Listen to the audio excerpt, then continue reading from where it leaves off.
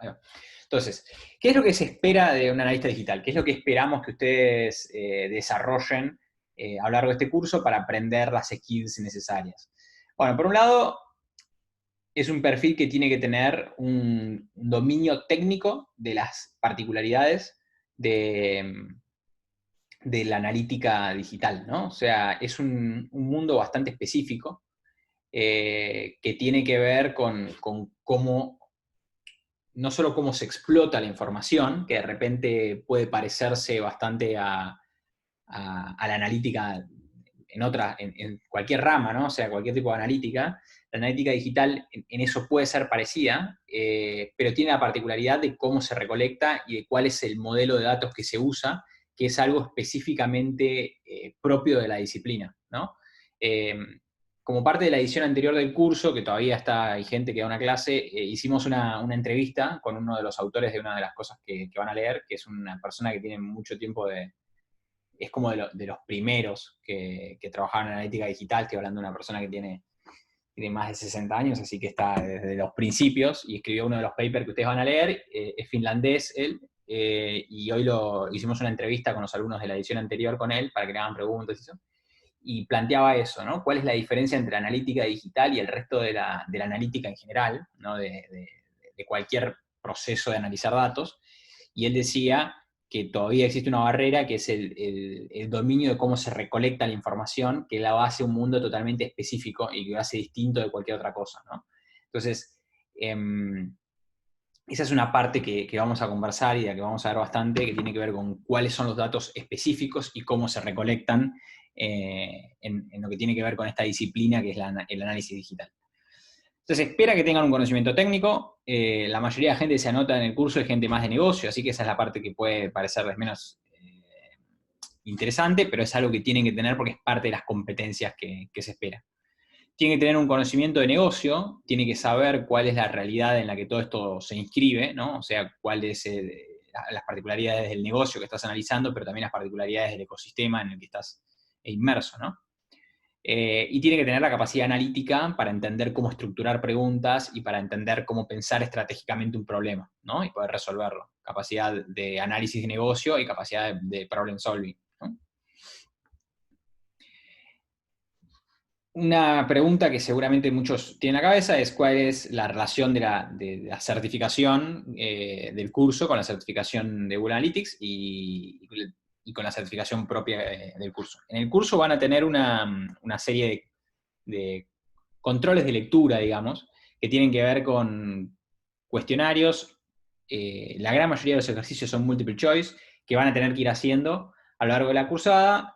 Tanto son algunos prácticos como otros teóricos de lo que vamos viendo, y que necesitan irlos realizando para tener la certificación de que finalizaron el curso, ¿no? No es nada que si ven las clases les puede ir mal, es sencillamente asegurarse de que van viendo todo el material y que van tomando los contenidos, ¿sí? Va a haber también un trabajo grupal que van a tener que armarse en grupos y resolverlo, ¿sí? Y con todo eso van a obtener, si cumplen todos los pasos, la certificación de la universidad. Además, todos los contenidos que vamos a ver y gran parte de la lógica en las que se van a ir entrenando en todos estos controles de lectura y eso, va a tener que ver con la posibilidad de rendir una certificación de Google Analytics oficial al final, que es una certificación que es gratuita, puede requerir alguna lectura adicional a los videos, pero que están todos en los links de los contenidos en Moodle, y que les va a servir, digamos, como un peso en el currículum para poner, además de esta certificación, decir, bueno, tengo la certificación oficial porque rendí el examen y lo aprobé. El examen es gratuito y lo rinden con su cuenta. Dentro del Moodle van a tener el link y toda la información de dónde entrar para rendir. Ese examen oficial son 70 preguntas, tienen 90 minutos y necesitan responder bien el 80%. Que esa es por ahí la parte que puede ser un poco desafiante, que la franja, digamos, para aprobar es de 80%, o sea que tienen que tener los conocimientos, pero la verdad es que si le prestan atención al curso, si se aseguran de saber las respuestas y entender las respuestas a todas las preguntas que van teniendo en los controles de lectura, y tienen eso claro, no van a tener ningún problema en pasar el examen. Si tienen cualquier pregunta, la pueden ir tirando en el chat, ¿eh? No hay ningún problema. Si lo que les estoy contando les surge alguna duda, lo pueden escribir en el chat y lo vamos respondiendo. Empecemos con la unidad 1. Vamos a hablar un poco rápidamente. La certificación de Google y los exámenes son lo mismo que en Google. ¿Cuánto tiempo se puede, cada cuánto tiempo se puede rendir en Google? Sí, lo puedes rendir, está asociado a tu cuenta de Google, así que lo puedes rendir todas las veces. O sea, puedes crearte otra cuenta de Gmail y rendirlo todas las veces que quieras. Si no, te va a pedir que esperes si querés hacerlo con la misma cuenta de Gmail. No me acuerdo cuánto tiempo te hace esperar si rendís mal. Pero si no, te creas otra cuenta y lo volvés a rendir. O sea, no hay ningún problema. Y la pregunta de Marianela, no es lo mismo. Es un examen que es el examen de certificación, pero los contenidos sí son parecidos. O sea, si ven los videos de ahí, los puede ayudar a prepararse. Bueno, entonces, paso. Ahora, algunos no vienen del mundo digital, entonces vamos a hacer como una pequeña introducción bastante rápida. Yo lo que hice también fue traducirles al español como una especie de introducción al marketing digital de HubSpot que hay, que me pareció interesante, y se los subí al Moodle. Entonces si alguno de repente no es del mundo del marketing digital y no entiende qué es SEM, qué es un CPC, y tipo cosas, puede hacer, ver ese contenido. No es una certificación que requiera que seas Google Partner, para la pregunta de Julián. No requiere una compañía, es una certificación individual. De hecho, IQ quiere decir calificación individual, Google Individual Qualification. Bueno, entonces, hablemos un poco de dónde se inscribe esto. Dijimos, la analítica digital tiene que ver con medir lo que sucede en un determinado activo digital, en un sitio web, una aplicación, etc. Generalmente el ecosistema digital tiene que ver con una serie de esfuerzos que yo hago para mandar sesiones desde algún tipo de plataforma a un determinado activo mío para que ahí hagan algo que yo quiero que hagan, ¿no? Entonces los voy a mandar a mi e-commerce para que compren, o a una aplicación para que se suscriban, o a una landing page para que se conviertan en un prospecto. Y eso lo voy a hacer comprando SEM, comprando SEO, comprando SEO no, comprando servicios de SEO para optimizarme correctamente, corriendo publicidad en display o en programática, mandando email marketing, ¿no? Se va a haber distintos esfuerzos que yo hago para derivar tráfico a este activo para que termine convirtiendo ahí. ¿Alguien no sabe lo que es, por ejemplo, SEM?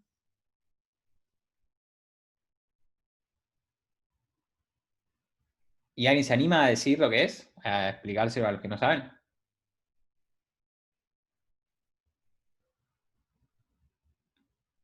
¿Alguno se anima a decirlo se pueden desmutear, creo, ¿no? Si quieren, sí. ¿Alguno se anima?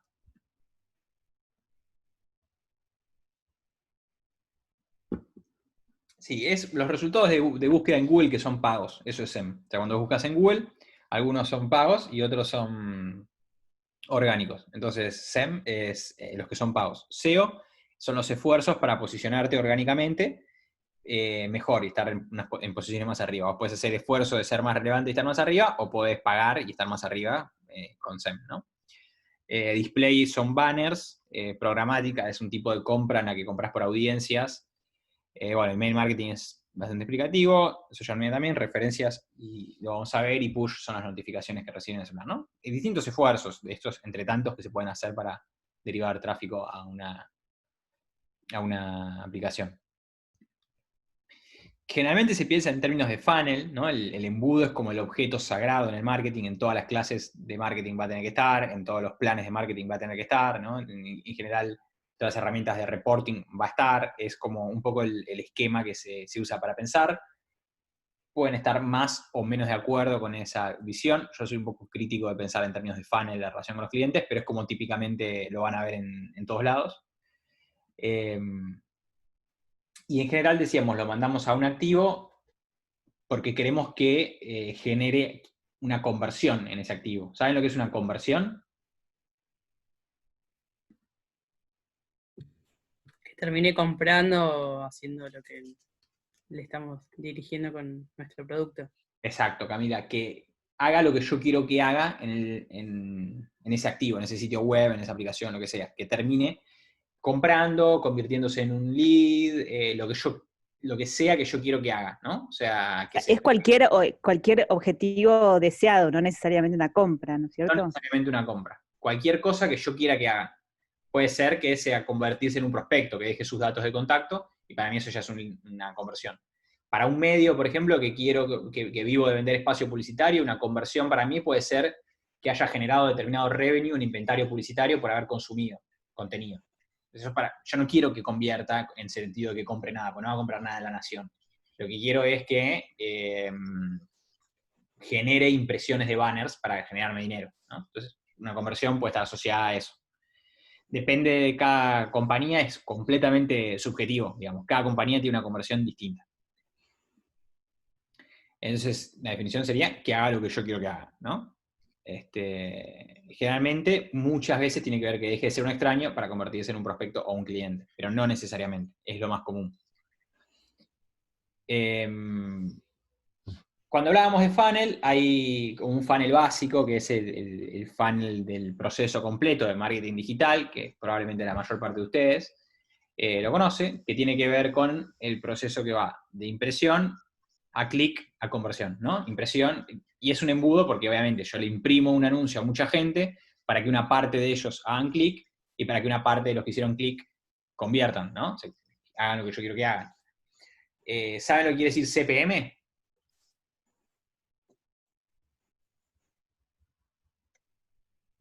CPM es costo por mil. Es una expresión que viene de costo por mil impresiones, como dice aquí. Es una expresión que viene del mundo de la inversión en offline, se usan muchos medios impresos, donde uno compraba por impresiones, por cuántos anuncios iba a poner en una revista. Entonces, como generalmente cada revista era muy poca plata, se hablaba de cada 1000 impresiones, ¿no? Dice Julián Díaz, vos sé que no sabemos nada. Y después tenemos, digamos, ese es el primer nivel, que es genero impresiones y tengo un costo por impresión. Abajo tengo el clic y CPC, que es el costo por clic, ¿sí? Cuánto me sale que cada persona haga un clic. Y abajo tengo la conversión, que es, tiene asociado como métrica el CPA o CPI, también se va a poner a escuchar, que es el costo por acción, le dicen a veces, o costo por conversión, o costo por adquisición. Lo van a escuchar como de distintas formas. Siempre se suele hablar del CPA, y es cuánto me sale generar esa conversión, ¿sí? Cada una de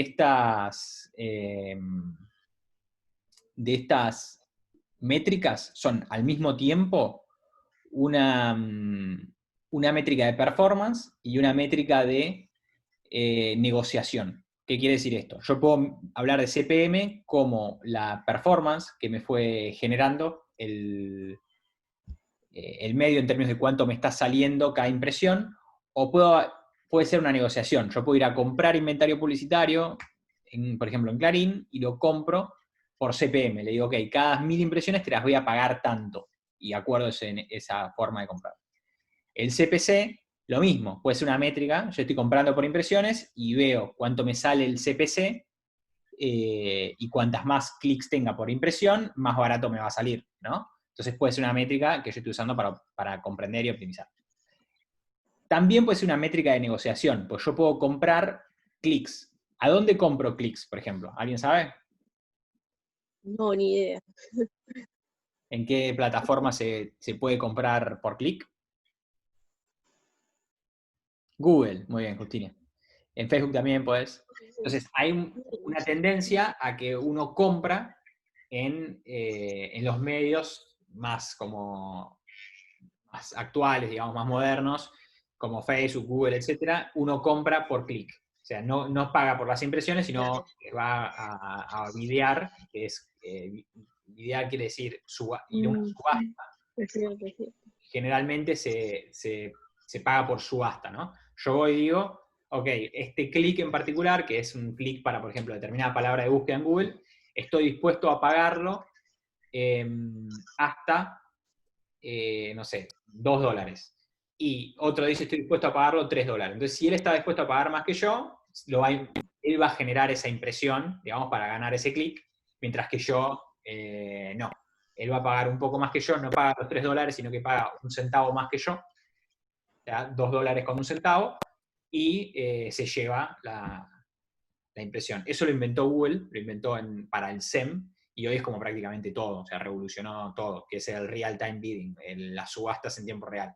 Vean todos los anuncios que ustedes ven, ustedes generan una oportunidad de imprimir un anuncio, eso va a una subasta en tiempo real entre un montón de personas que quieren mostrarle ese anuncio, y el que oferta más plata les muestra el anuncio, ¿sí? Y eso se paga por CPC. Me pregunta ahí. ClickFarm, sí, bueno, es más raro porque cada vez se persiguen más, pero, o sea, existir puede existir, o sea, si no es lo mismo Google que de repente otras redes, etcétera. Ya es un poco más raro, pero sí todavía hay fraude, o sea, y hay herramientas que se dedican a perseguir que no haya fraude en toda la industria de programática y eso. Y después tenemos un pago por conversión, ¿sí? En el que yo directamente pago porque me generen una conversión. Que eso lo van a escuchar como mucho marketing de afiliados, hay plataformas en las que yo puedo pagar directamente un costo por conversión, ¿sí? Y en el medio, entre todas estas métricas, van a escuchar una que es CTR, que es el click-through rate, la tasa de clics, que es básicamente clics sobre impresiones, y les va a decir cuánto es la efectividad que están teniendo esas impresiones para generar clics, ¿no? Y la otra métrica es el conversion rate, que es cuántos clics o cuántas sesiones, típicamente, que vamos a ver lo que es un poquito más adelante, se necesitan para generar una conversión, ¿sí? Para que un usuario haga lo que yo quiero que haga. Ok. Entonces, todo lo que tiene que ver con el pre-click no es algo tan relacionado con el mundo de la analítica digital, porque de alguna forma la analítica digital se tiende a enfocar en lo que es post-click. Yo les estoy dando como una introducción, porque mucho lo vamos a... mucho tiene que ver, digamos, pero el mundo de las impresiones es un mundo que no se mide desde las herramientas de analítica digital, ¿sí? Desde Google Analytics o ese tipo de soluciones, sino que se enfocan más en el post-click, más que en mejorar el CTR, en mejorar el conversion rate. ¿Se entiende? Ahora, yo les hago una pregunta. Si todo tiende a que yo pago por clic, ¿no? ¿Por qué me puede importar a mí la efectividad de las impresiones, ¿no? ¿Por qué a mí me importa tener un buen CTR si yo pago por clic? ¿Se entiende la pregunta? Visibilidad, dice Martín. Branding, visibilidad. Awareness. Awareness. Pero digo, si a mí me dice, yo claramente tengo un montón de formas de optimizar bien, de optimizar el call to action, ¿no? Entonces, si hay, Juli le está pegando, la calidad del anuncio.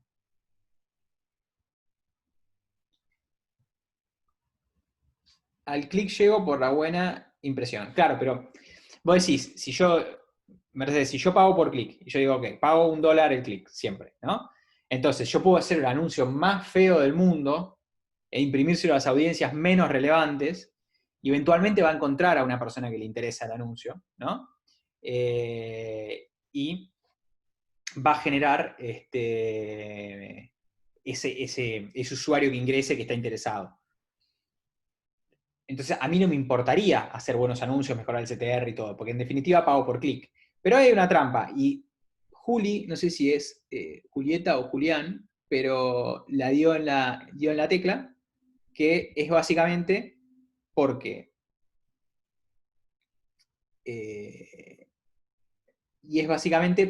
hay un concepto que es el de calidad del anuncio, que termina afectando incluso al CPC, ¿sí?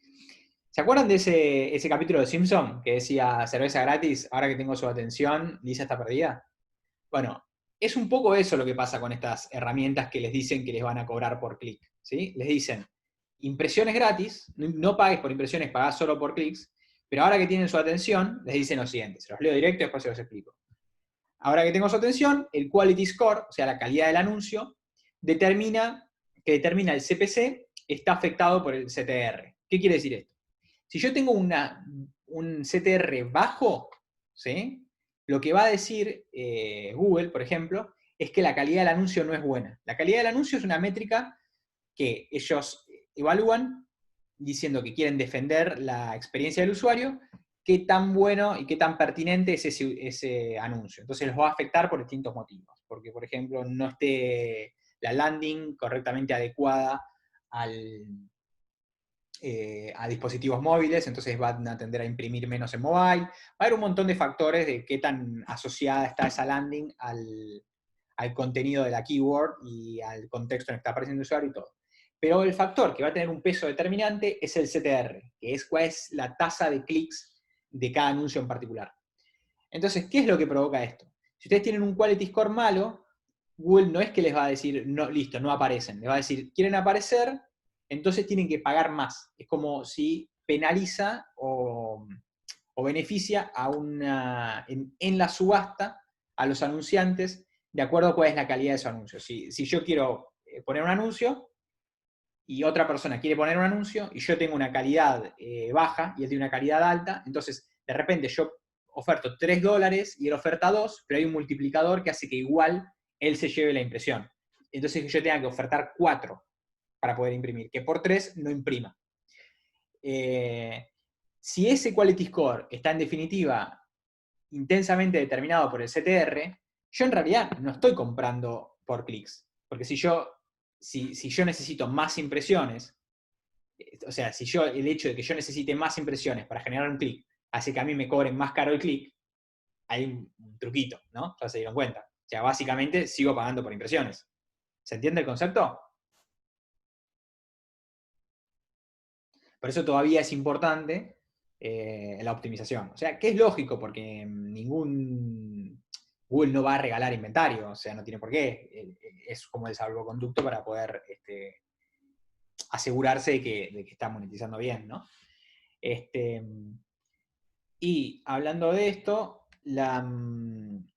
una cuestión que típicamente tiene que ver con esto, de por qué funciona así, es la distribución como de las responsabilidades, ¿no? Pues en definitiva, ¿ustedes qué prefieren? ¿Pagar por CPM o por CPA? Si pueden elegir, ¿qué prefieren?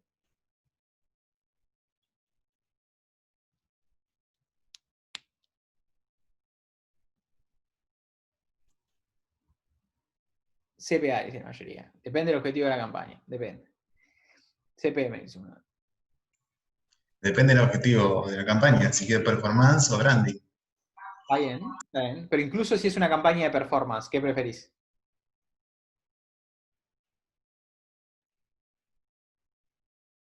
La mayoría dice CPA. Bueno, la cuestión es... CPA. Va a depender de cuál es el costo, obviamente, o sea, de cuál es el costo del CPM y cuál es el costo del CPA y cuál es el CTR y el conversion rate, ¿no? Porque yo puedo estar pagando por CPM y puede estar siendo más barato, ¿sí?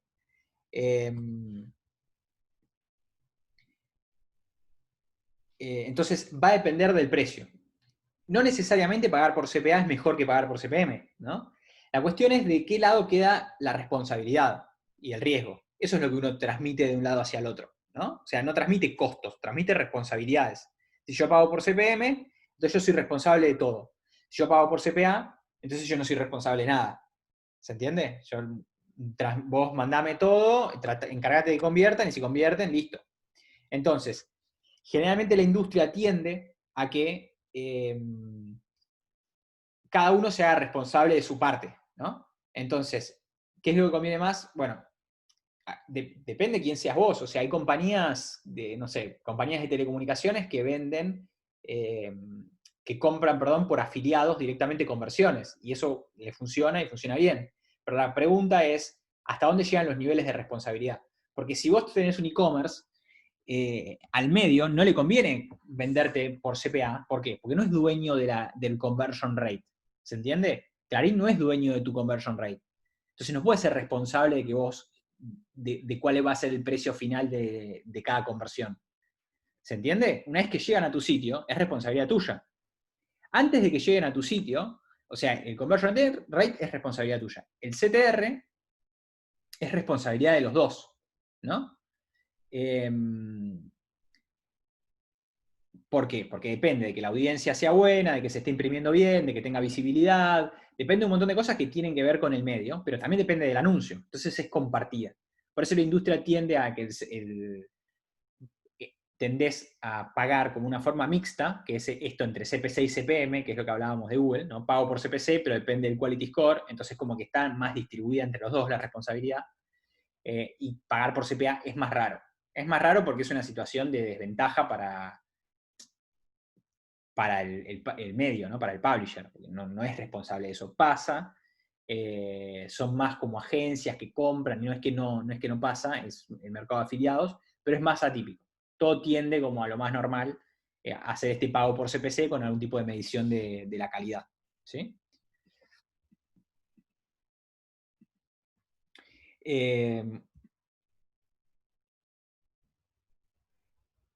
Entonces, hay un concepto que está bueno, ya es un poco parte de lo que se habla en marketing, que es el inbound marketing, que está bueno que lo vean, porque algunas de las cosas que vamos a hablar sobre el usuario y eso están relacionadas, que es un concepto que está bastante relacionado con otro que es marketing de permisos, de Seth Godin, y básicamente, esta es una frase que está como bastante inspirada en el libro de Seth Godin, Marketing de Permisos. Es una tira de Tom Fishburne que se lo súper recomiendo, es como hacer un máster en marketing leyendo caricaturas, es como que está súper actualizado y tira temas como bastante críticos para el marketing de hoy. Y este es un chiste que dice, ¿cuánto alboroto será necesario para que nuestro mensaje se vea en todo este alboroto? Entonces, básicamente, parte de todo lo que tiene que ver la analítica es como gestionar esa experiencia para generar esa experiencia a través de los datos que pueda ser optimizada y que pueda ser no más uno a uno, porque se da esta situación en la que la comunicación publicitaria se fue volviendo tan intensiva, el marketing tradicional que interrumpía, etcétera, que va generando que las personas tengan un umbral de atención cada vez como más alto, ¿no? Cada vez necesitas más plata para que un mensaje le llegue a la gente por medios tradicionales, ¿no? Entonces tiene este concepto de atraer extraños, convertirlos en visitas, de visitas cerrarlos en prospectos, de prospectos en clientes, y después en, ¿cómo se llama? En promotores, dicen. O advocates en inglés. Para generar el círculo de nuevo, ¿no? Y todos esos caminos que va generando el usuario. Es un concepto que está bueno, si no lo conocen, de inbound marketing no es la temática del curso, pero está bueno que lo miren, para entender como un poco la visión estratégica en la que pueden ir inscribiendo las cosas de las que hablamos, más asociadas a analítica. ¿Perdón? Se te escucha re mal. ¿No querés hacer la pregunta en el chat? Dale.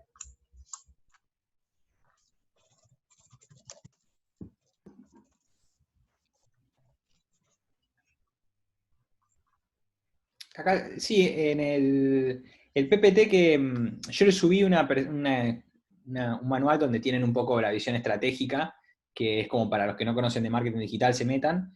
Eso está hecho por una compañía que se llama HubSpot, que es la que inventó el concepto, o sea, los fundadores de HubSpot son los que inventaron el concepto de inbound marketing, así que va a estar bastante orientado por ese lado. Si leen ese material que está en el Moodle, que no es obligatorio porque es de nivelación, para los que no tienen esto que estamos hablando como introducción. Otro tema bastante central hoy en analítica es la cuestión de la omnicanalidad, ¿no? Ir como juntando toda la data no, sino toda la experiencia en realidad de los usuarios hacia una experiencia unificada en la que el canal ya no es relevante por sí mismo, sino que está centrada en el usuario, ¿no? Antes existía un solo canal, que era el canal brick and mortar, digamos, el canal físico. Después pasa a haber una serie de canales, pero esos canales estaban pensados de una forma en la que el usuario era el usuario de un solo canal, ¿no? La cuestión es que en realidad el usuario empieza a switchar, el cliente empieza a switchar y empieza a usar los distintos canales, ¿no? Y la reacción inmediata de las compañías, estoy hablando varios años atrás, hoy nos puede parecer absurda, pero tenía que ver con, bueno, evitar que el cliente switcheara de canales, ¿no? O sea, si el usuario veía una publicidad en internet y accedía a un e-commerce y le interesaba un producto, querían que no vaya a la tienda y lo compre en la tienda, querían que lo compre online. ¿Por qué? Porque eran distintas unidades de negocio, porque tenían distintos objetivos, y el que tenía el canal online lo medían por cuánto invertía en digital y cuánto se vendía en digital. Y entonces había casos, incluso, hay un caso muy famoso, una compañía que tenía los mismos productos, pero si los comprabas por el canal digital, tenían un nombre, eran una empresa de tecnología y una carcasa, y si ibas por la tienda física, tenía como otro modelo y otra carcasa, ¿no? Para que parezcan que eran distintos, para evitar que la gente lo vea online y lo compre en la tienda física, o lo vea en la tienda física y lo compre online. Lo cual nos parece ridículo, ¿no? Porque el dueño de los dos canales es el mismo, y vos le tenés que facilitar al usuario que pueda hacer ese switch, ¿no? Entonces, pero en un principio, por cómo estaban organizadas las compañías, era así de irracional, ¿no? Las reacciones. Y hoy en día se apunta como a tratar de que toda esa experiencia esté completamente unificada y que los usuarios puedan switchear de forma sencilla entre un canal y el otro, ¿no? Comprar a través de digital, pero hacer un click and pick en el que compran y retiran físicamente, o compran en el local físico pero no quieren llevarse las cosas, entonces piden delivery, por más que estén comprando en el local físico, que se prueben las cosas pero después las compren online, todo ese tipo de cuestiones que hacen que los usuarios se vayan cruzando.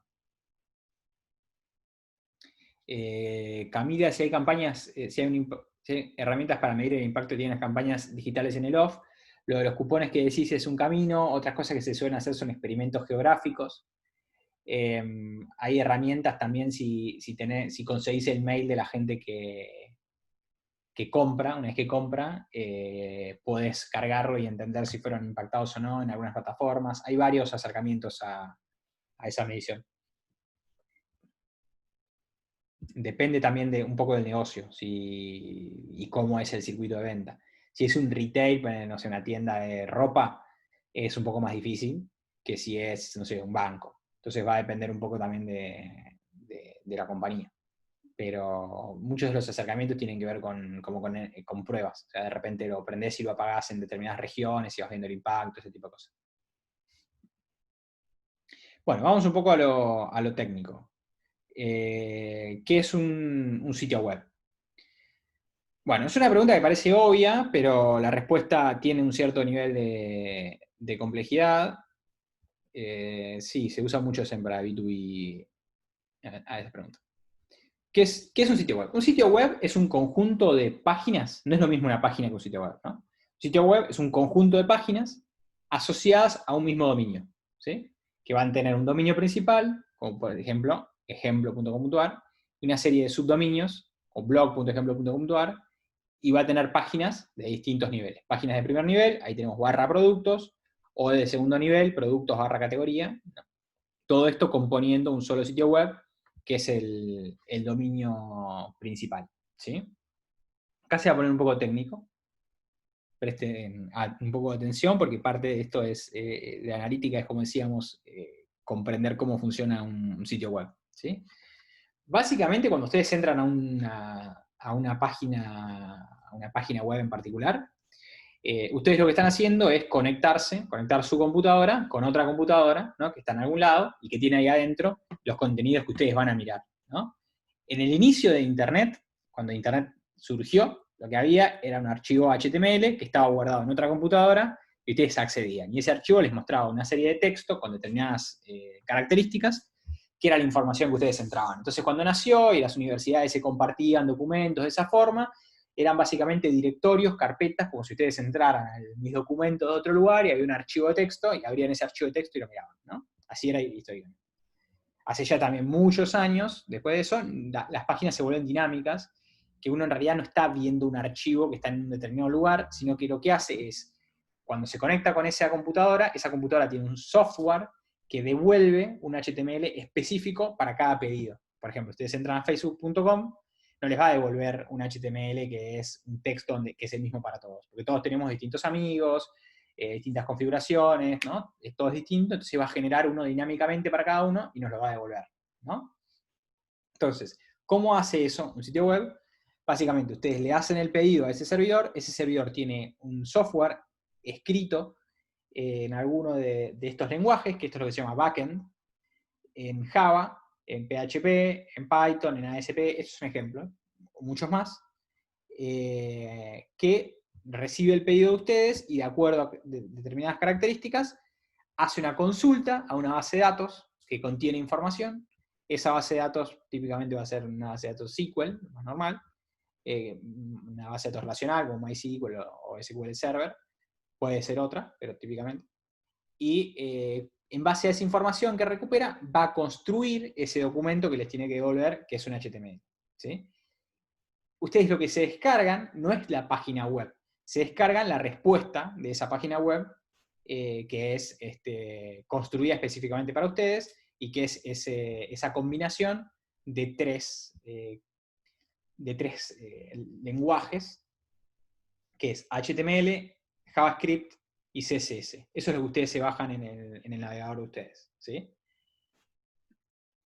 Ahí, en eso que ustedes se descargan, está Google Analytics. Google Analytics es algo que funciona en el navegador de ustedes. No funciona en los servidores donde la página. Eso es el front. Sí, Camila, eso se llama frontend. Todo lo que está del lado del browser se llama frontend y todo lo otro se llama backend.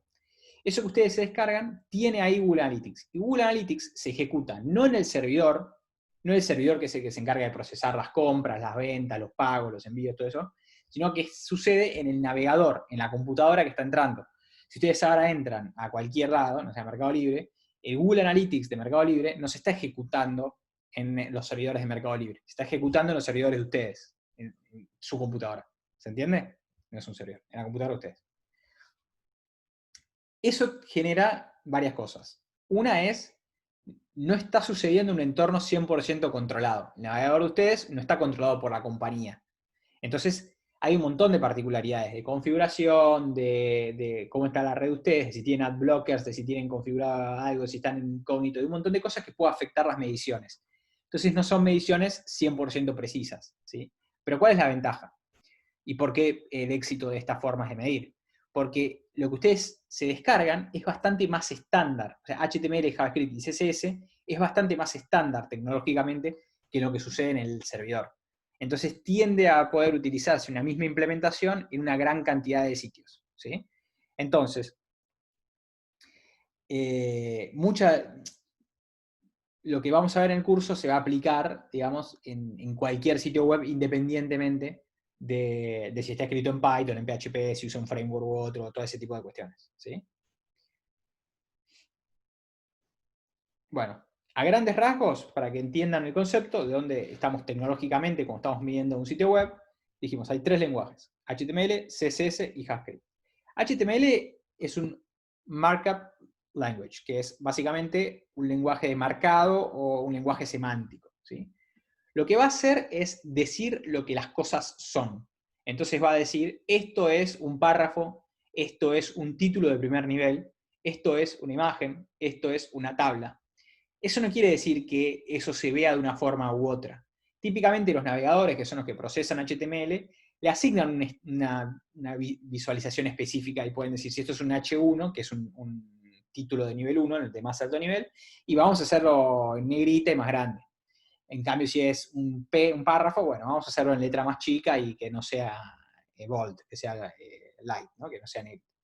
Y van a tener esas características. Si es un link, bueno, hagámoslo en azul y subrayémoslo. Y le van a aplicar esas características. Pero eso no es parte del HTML. El HTML solo es semántica. Está diciendo lo que las cosas son. Y es el primero de los lenguajes, digamos, que empezó a ser parte de Internet en los sitios web que uno se iba descargando. ¿Sí? Entonces había un paper de una universidad, uno entraba, se lo bajaba, y estaba claro cuáles eran los títulos del paper, cuáles eran los párrafos, cuáles eran las tablas, donde hay una imagen. ¿Sí? Y todo ese tipo de cuestiones. Después existe un lenguaje que es CSS. CSS es un lenguaje de diseño, ¿sí? Es el lenguaje que va a hacer que una página se vea como ustedes la ven, que las cosas estén ubicadas en un determinado lugar, que sean de un determinado color, que sean de un determinado tamaño, todo ese tipo de cuestiones las van a definir a través del lenguaje CSS, ¿sí? Es un ejemplo básico, este no es un curso de CSS, no hace falta que lo aprendan, pero para que entiendan básicamente cómo funciona, lo que va a hacer es acá etiqueta HTML, que son estas etiquetas que dicen lo que las cosas son, por ejemplo, la de párrafo, ¿no? Dice acá empieza un P y termina un P, un parágrafo, y termina un parágrafo, y acá empieza otro parágrafo y termina otro parágrafo. Lo que les va a agregar son IDs y clases. Entonces, a través de los ID y las clases, les va a poder, en otro lado, decir cómo se tiene que ver eso. Y va a decir, ok, lo que tenga ID copete, hacelo, que el tamaño de la letra sea 15 y que el color sea gris. Y lo que sea de clase, ¿no? Que es lo que empieza con puntito, cuerpo, hacelo un poco más grande, 17 píxeles de tamaño, y hacelo de color negro, ¿sí? Entonces le va a ir asignando cómo se ven las cosas. Esto, que se lo estoy explicando en lo conceptual muy sencillo, es bastante complejo cuando lo empiezan a hacer, y hay gente que se dedica exclusivamente a eso, y es bastante tedioso. A mí no me gusta mucho hacer CSS. Ir moviendo el código para que las cositas se vean exactamente como se ven. Hay gente que trabaja, lo llaman maquetadores, que reciben diseños y tienen que escribir en CSS el código para que ese diseño que está en un JPG o algo por el estilo se vea de una determinada forma, ¿no? Y el último, que es JS, JavaScript, es el único de estos que es realmente un lenguaje de programación. Es el lenguaje que se usa para que haya como unas condiciones lógicas, algoritmos, o sea, que pueda chequear, validar condiciones, ejecutar determinadas acciones de acuerdo a determinados valores, ¿no? Nace como un lenguaje de programación que existe en el navegador. Es el primer y único lenguaje de programación que existe en el navegador. Ustedes se lo descargan. Todos los otros lenguajes de programación que vimos, que eran JavaScript, PHP, Python, ASP, son del lado del servidor, ¿sí? HTML y CSS no son lenguajes de programación, son lenguajes, pero de marcado y de diseño. JavaScript es el único lenguaje de programación que ustedes se descargan y pueden usar en el browser, ¿sí? ¿Por qué nace históricamente? Estoy hablando de cosas históricas. ¿Por qué nace JavaScript? Ustedes antes tenían, por ejemplo, un formulario y ponían el mail y lo ponían mal, olvidaban de poner el arroba y ponían submit, enviar el formulario. Y eso tenía que ir al servidor, chequear la información, el servidor decía, no, esto no tiene un arroba, esto no es un mail, y volver y decirles a ustedes, esto está mal. Con todo ese viaje, ¿no? Con JavaScript lo que podían hacer era una validación previa. Entonces directamente ustedes se bajaban el formulario, y el formulario tenía la capacidad de ver si eso era un mail válido o no. Entonces ustedes no ponían el arroba, hacían submit, y nunca iba al servidor. Directamente les decía, esto está mal, corregilo, y si no lo corregís no te dejo enviar el formulario. Entonces generaba toda una situación bastante más rápida para el usuario de interacción. Así empezó y fue evolucionando y fue cada vez proveyendo más funcionalidades dentro de las mismas páginas, y fue la verdad como un poco conquistando el mundo. JavaScript hoy se usa para cualquier cosa y de todo. Todo Google Analytics está escrito, digamos, en JavaScript, toda la parte que traquea en un sitio web, digamos, no está todo, obviamente, todo lo que traquea en un sitio web. De hecho, JavaScript se usa en backend también. Hay bases de datos que están escritas con formato JavaScript. El lenguaje que más se usa para integraciones entre aplicaciones, para que las aplicaciones se comuniquen entre ellas, es parte de la sintaxis de JavaScript. No sé si aún lo escucharon, pero JSON, ahí dice Juan, es JavaScript. De todo. Antes escribían macros en Excel. ¿Se acuerdan las macros de Excel en Visual Basic? Quiero creer que ninguno hace ya eso. Es muy, muy obsoleto. Pero hoy si usan Google Sheets. En Google Sheets las macros, digamos, son funciones JavaScript. Hay un lenguaje que se llama AppScript, que es para escribir funciones avanzadas en los Google Sheets, que es básicamente JavaScript. Entonces JavaScript se usa para todo. Es un lenguaje, creo que con Python son los dos lenguajes que les recomiendo que si van a aprender, aprendan. Y se usa para todo tipo de cosas. Y el frontend evolucionó un montón, y las aplicaciones están ahora un montón más del lado del frontend, y tienen mucha inteligencia de ese lado. Y nació una cosa que se llama Ajax, que son estos requests asincrónicos que cambian un poco la forma en la que funcionan los sitios web y hacen JavaScript todavía más importante.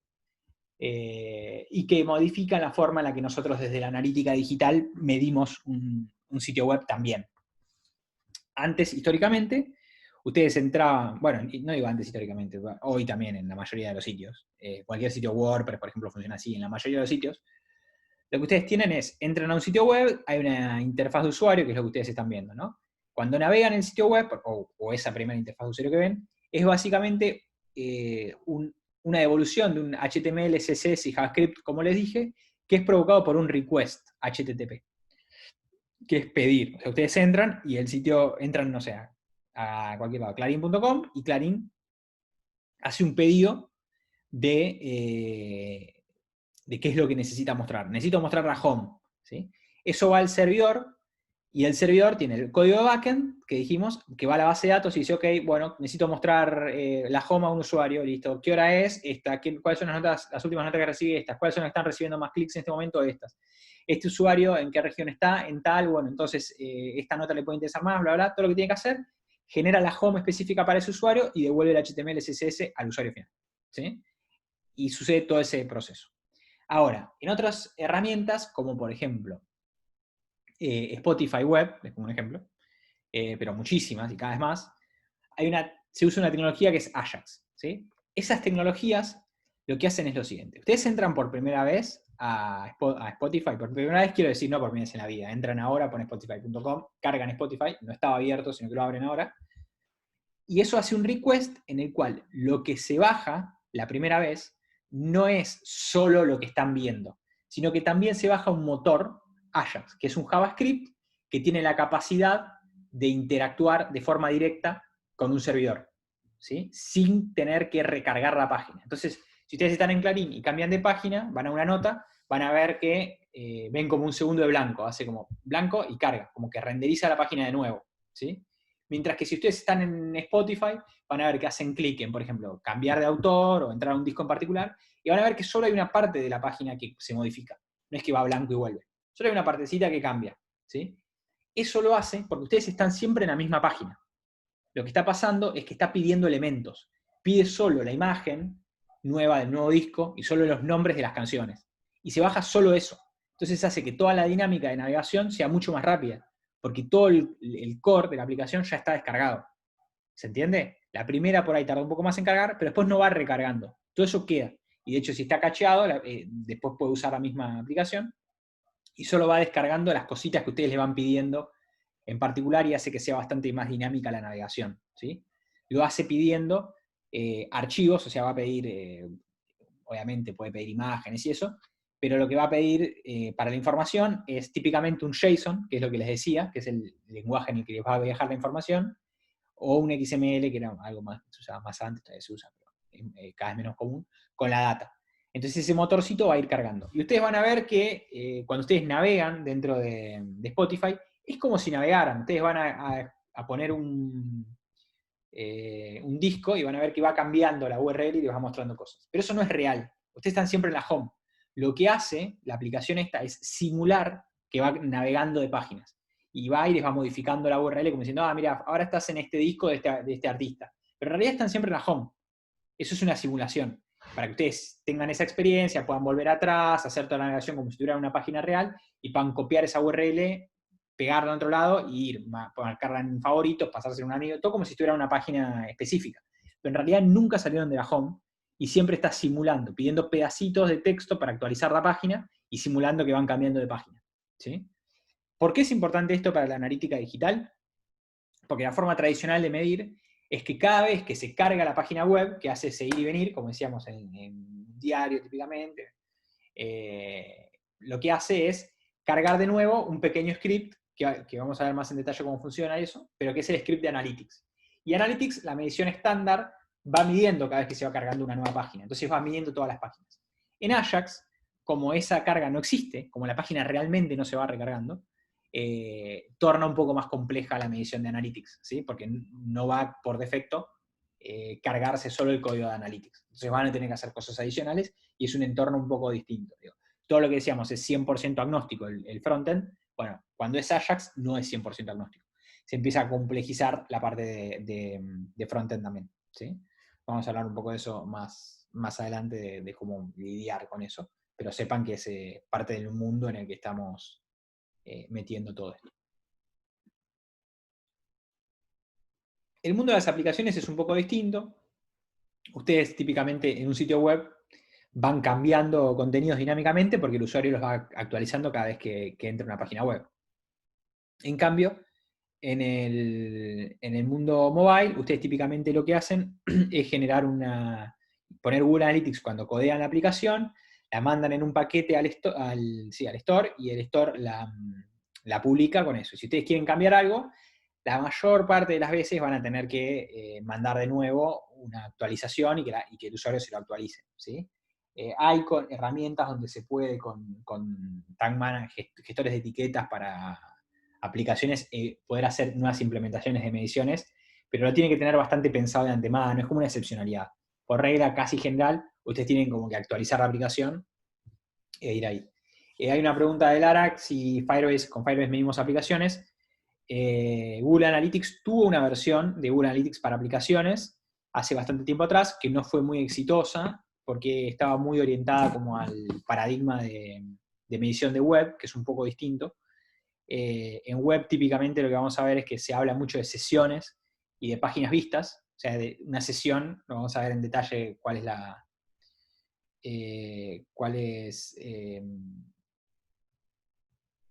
es tendencia que vaya todo a Ajax, y cada vez hay más, no sé si todo va a ir a Ajax, pero hay una tendencia que se use cada vez más frameworks Ajax, que React, Vue, ese tipo o Angular, ese tipo de frameworks, va muy, muy por ahí. No quiere decir que las herramientas analíticas no se pueden implementar, es un poco más complicado nada más. La pregunta era Firebase. Firebase, les decía, entonces Google Analytics sacó una versión para apps, estaba muy orientada al paradigma tradicional de medición, que es un paradigma en el que se piensa en sesiones, que es, bueno, me siento y hago algo, como, no sé, home banking. Se sientan, hacen algo en home banking, terminan, se sientan, leen el diario y terminan. Esos son como sesiones, ¿no? Entran al Moodle, hacen los ejercicios, terminan. Donde ustedes generan sesiones y van generando páginas vistas, porque como decíamos, típicamente en web voy midiendo páginas, voy navegando por páginas y eso se mide. Y ese es como el paradigma. Eso es la estructura central alrededor de la que gira la analítica web tradicional. Después hay eventos y hay usuarios, pero el paradigma está centrado en sesiones y páginas. Cuando avancemos lo van a ir notando eso. En mobile, el paradigma es otro. El paradigma es de las otras dos mediciones, que Analytics Web las tiene también, pero que no son las centrales, que es usuario y evento. Los usuarios en mobile típicamente uno se descarga una app y ahí se convierte en un usuario, necesita loguearse, ya está como bastante identificado típicamente. No piensen por ejemplo, en un WhatsApp. WhatsApp no va a estar midiendo por sesiones y por páginas vistas. O sea, no tiene sentido. Va a medir de última eventos, el reinicio de un nuevo chat, cuántos mensajes mandan, si ven o no ven historias, ese tipo de cosas que son eventos. Y va a estar orientado al usuario, porque ustedes están activos todo el tiempo, no es que, bueno, tuve una sesión, terminó la sesión, después tuve otra sesión, ¿se entiende? Que es algo más característico de un e-commerce, por ahí, pero no de una aplicación, ¿sí? No de algo que ustedes pueden estar activos mucho tiempo, todo el tiempo, a lo largo del día, ¿no? Entonces, el paradigma es un poco distinto, ¿sí? Y se tiende a hablar de otra forma. Por eso Google Analytics para webs fracasó rotundamente, y Google lo que hizo fue abandonarlo y comprar una herramienta que se llama Firebase, que es una herramienta que excede a Analytics, que excede, no a Google Analytics, digo, que excede las funcionalidades de analítica, no es solo de analítica, es un montón de cosas, pero que tiene un módulo de analítica, que de hecho el módulo lo impulsó Google, es que compró Firebase, más orientado a apps, que tiene características de apps. Y hace bastante poco lanzaron una cosa que es la propiedad unificada, que es como que es bastante basado en Firebase, de hecho. Tiene el paradigma de Firebase y les permite medir web y app. Yo diría, desde mi punto de vista, es un Firebase que se puede medir en JavaScript y permite implementarse en un sitio web, pero ese como Google Analytics lo van a ver como propiedades web más app. Todavía está bastante beta, desde mi punto de vista todavía está bastante verde, Yo lo tengo implementado acá en el Moodle del sitio, así que si en algún momento lo quieren ver, lo podemos ver, pero todavía está como en pruebas, ¿no? Y tiende a ser más como mucho más parecido a Firebase que a Google Analytics. A mí todavía no me convence mucho. Firebase es una empresa que compró Google que brinda un montón de herramientas para desarrolladores, para facilitar cosas. En cambio, bueno, además de esas herramientas, tiene una herramienta analítica que está específicamente desarrollada para aplicaciones mobile, para Android, iOS, ese tipo de cosas. ¿Sí? Eso es Firebase, básicamente. Es un producto también de Google. La otra pregunta, Amplitude, sí, en el mundo de aplicaciones mobile, Google no es como... En web, Google es el prácticamente monopolio de la medición. O sea, a nivel corporativo hay competencia, está las soluciones de IBM, las soluciones de Adobe, pero Google tiene un porcentaje muy alto del mercado. En el mundo de medición de apps, no. Hay otras herramientas, Amplitude, AppsFlyer, hay herramientas que le tienen bastante mercado ganado. Y Google está buscando su lugar ahí. Pero no es protagonista. Bueno, sigo. ¿Qué es la analítica digital? A mí me gusta pensar esta frase, ¿no? Que es de Napoleón, que dice, la guerra es 90% información, ¿no? ¿Y por qué la traigo esta frase? Porque vieron que hay como, entre el marketing y la guerra, hay como una especie de superposición en términos de cómo se piensa, ¿no? Que lo pueden ver en un montón de palabras que pasan de un entorno al otro, ¿no? Del entorno bélico al entorno del marketing. A ver si se les ocurren palabras que usamos en marketing que vienen de la estrategia militar.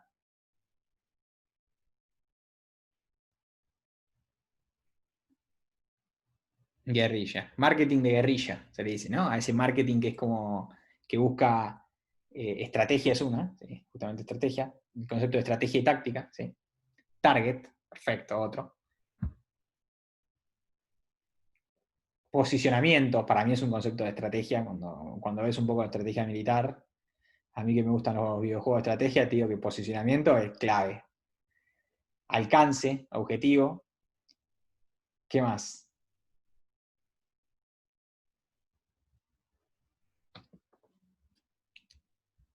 Bueno, creo que son un poco, ¿no? No sé si se me ocurre otra. O campaña. Campaña es una campaña militar. No sé si alguien se habían dado cuenta de esa. Pero campaña viene de ahí. Misión, puede ser también. Bueno, hay un montón de superposición, ¿no? Y yo creo que la parte que tienen en común es la cuestión de verticales. Mirá, no sabía que verticales venía de la estrategia militar. La cuestión es que lo que tienen en común es que son disciplinas muy orientadas a la toma de decisiones, ¿no? Donde uno lo que tiene es una serie de recursos y tiene que tomar una decisión para conquistar algo, ¿no? Un mercado. Y por eso me parece que, como Napoleón decía, la guerra es 90% de información, el marketing es 90% de información también, ¿no? O sea, en definitiva, si trabajan en marketing, les están pagando para que tomen decisiones, ¿no? Entonces, básicamente que te paguen para tomar decisiones es que te paguen para que puedas conseguir información y procesarla. Es eso, es a lo que nos dedicamos, ¿no? Por eso para mí es tan importante toda esta cuestión. En analítica digital, entonces, como definición, así de diccionario, es una serie de prácticas técnicas y de negocio, ¿no? Porque decíamos, son las dos cosas. O sea, tienen que entender el negocio y tienen que entender la parte técnica para definir, crear, colectar, verificar y transformar información. Definir, porque van a tener que ustedes armar la estrategia de qué se quiere medir. ¿Sí? Ustedes necesitan colectar esa información también. Nadie sabe recolectar un dato de analítica mejor que un analista digital. No es algo que IT pueda hacer mejor que ustedes. ¿Sí? Si ustedes van a ser analistas digitales, ustedes tienen que saber cómo se implementa una herramienta analítica digital a fondo. ¿Sí? tienen que poder verificar esa información, es la parte más aburrida, pero la tienen que hacer porque es también la más importante, que es lo que ustedes pidieron que se mida, chequear que se mida bien, y transformar esa información digital en algo útil, ¿no? Como reportes, investigaciones, análisis, recomendaciones, optimizaciones de negocio y predicciones de lo que puede pasar para un negocio en general o para un usuario en particular, y en definitiva, como última instancia, automatización de procesos en base a esos datos, ¿sí? Y acá para mí hay una cuestión que es súper importante, que tiene que ver con siempre preguntarse ¿por qué medimos? ¿Sí?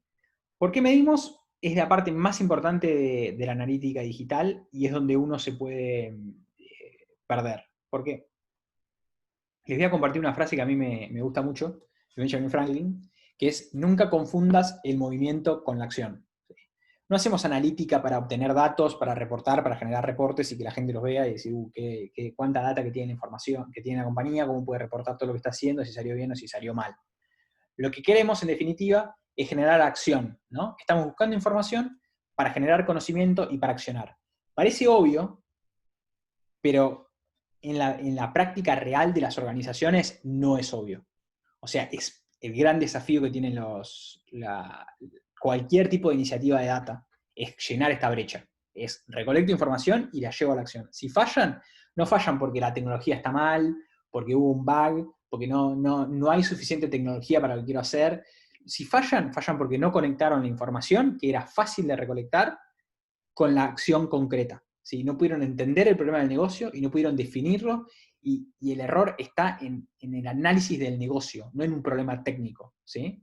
Es muy fácil aprender a medir con una herramienta analítica, es muy fácil aprender a recolectar datos. No ese es el desafío que tienen por delante. El desafío, si quieren trabajar en analítica digital y en analítica en general, es poder traducir problemas a preguntas y a datos. ¿Sí? Es ir de la acción a la información, no al revés. No es a ver qué puedo medir y cómo puedo con eso hacer algo. ¿No? Bueno, mido páginas vistas porque es fácil y con eso listo. No, ¿qué necesito medir?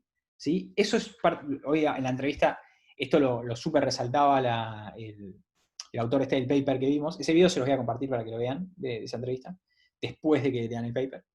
Y él decía que el paper de él, que a mí me encanta por eso, está enfocado en resolver ese problema. ¿Cómo hago para empezar a pensar por la acción, no por la información? No importa técnicamente la herramienta analítica, no importa Google Analytics, no se trata de Google Analytics, se trata del negocio. ¿Sí? Después, cuando yo quiero responder la pregunta de negocio, por ahí es Google Analytics el que me lo responde. Por ahí no, por ahí tengo que hacer una encuesta, cualquier cosa, por ahí tengo que averiguarlo de otra forma. Y si es eso, es eso. ¿Se entiende? Lo importante es apuntar a qué quiero responder. ¿Sí? Si no pueden caer, este es otro de Tom Fishburne, a las métricas de vanidad, ¿no? Como dice nuestro plan de marketing es claramente exitoso, como le muestra este gráfico de lo genial que creo que es buscar métricas que generalmente son métricas fáciles de accionar, que pueden mover y que pueden decir, mirá qué bien que funciona el plan de marketing porque estoy moviendo estas métricas, y que de repente no tienen nada que ver con los objetivos reales del negocio, con las preguntas que se quieren responder, etc. Especialmente son buenas las métricas que siempre reportan más porque son acumulativas. ¿Se les ocurre una métrica que es una buena métrica de vanidad, que se usa y es buena para el ego de la gente de marketing? Tráfico web es una buena. Views es una buena. Hay otra mejor. Likes. Porque si ustedes ven los likes o los seguidores, y normalmente van a ir teniendo cada vez más. Es raro que tengan cada vez menos, ¿no? Entonces, es una linda métrica para reportar, ¿no? Pero bueno, justamente la cuestión son métricas que no tienen que ver necesariamente o de forma directa con el objetivo de negocio, que está buena tenerlas como parte del set de métricas, pero no bastan, ¿no? Y ahí vamos a necesitar una estrategia, que ahí vamos a ver el paper de Vincent, de esta persona, para que vean cómo construir esa estrategia. Pero antes, les voy dando un break de negocio, una partecita técnica, break de negocio. Vamos a hablar de algo técnico. Google Analytics, ¿qué es y cómo funciona? Google Analytics es tres cosas. Es una herramienta de analítica web que les permite recolectar la información, ¿no? Entonces, es, por un lado, eso que ustedes implementan en un sitio web y que empieza a medir todo lo que la persona hace. Y eso también que pueden implementar en una aplicación mobile y que recolecta lo que la persona hace. Que en realidad se puede implementar en cualquier lado, incluso se puede implementar en cualquier cosa que esté conectada a Internet, se puede implementar Google Analytics y recolectar lo que el usuario hace, ¿no?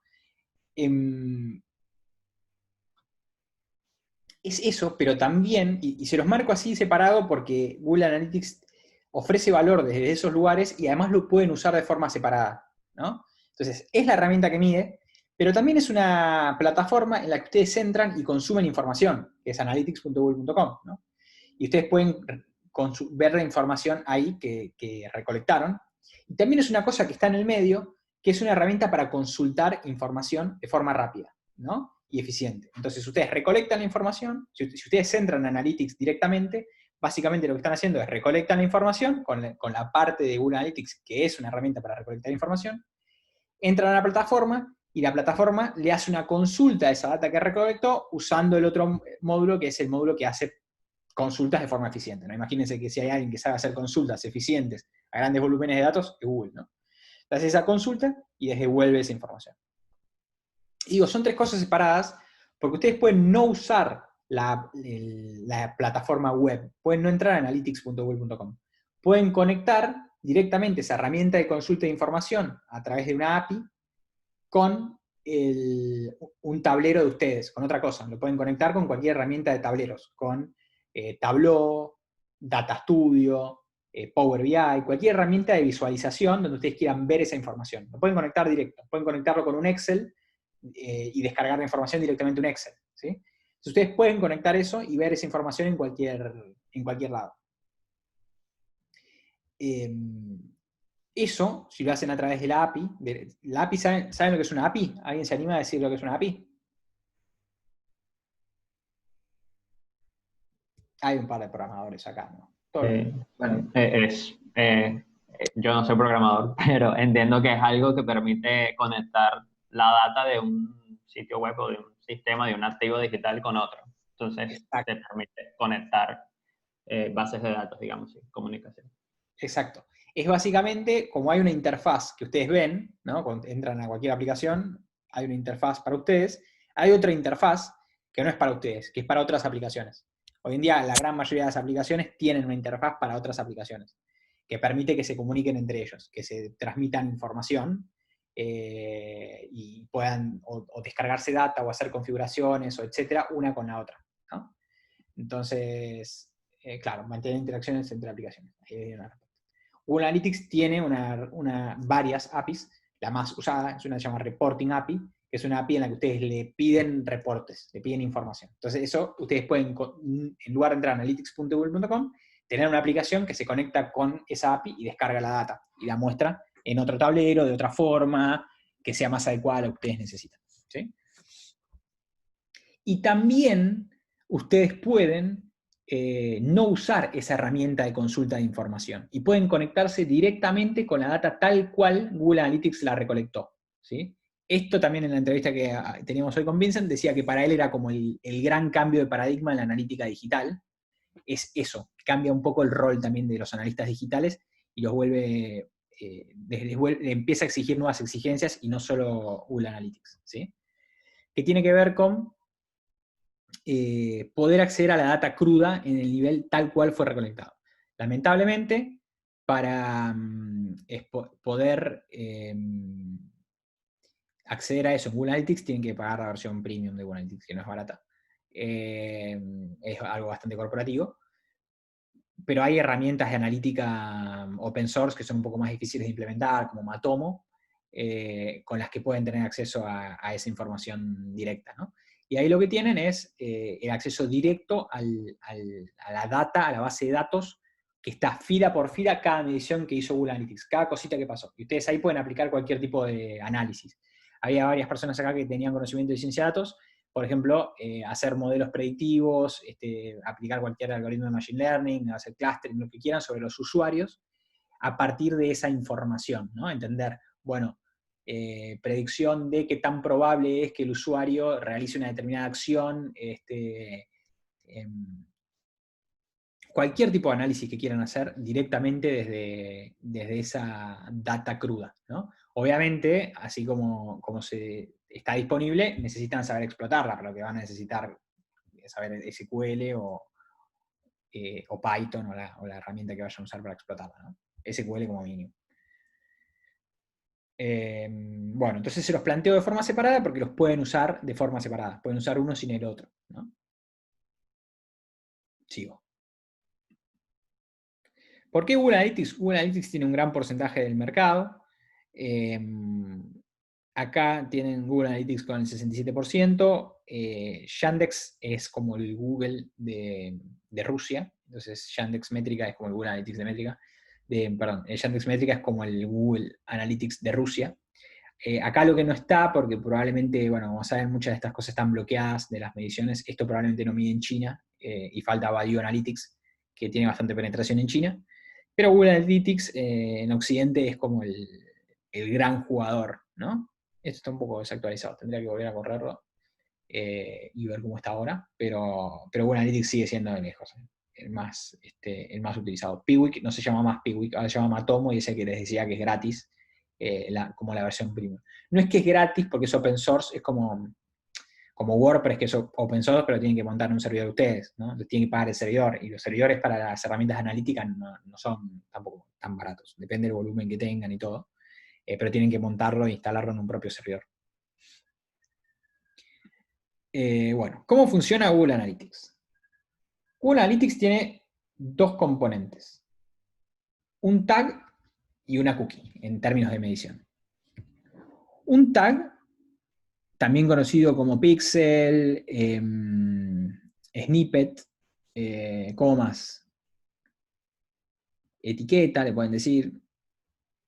Es básicamente un fragmento de código de un tercero que ustedes pegan en el código propio para habilitarle una determinada funcionalidad. En el caso de Analytics, es un fragmento de código de Google Analytics que ustedes implementan en el sitio web para que ese sitio web pueda medir. Entonces agarran el código del sitio, lo pegan en un lugar particular del sitio y hace que se empiece a medir lo que sucede en ese sitio web.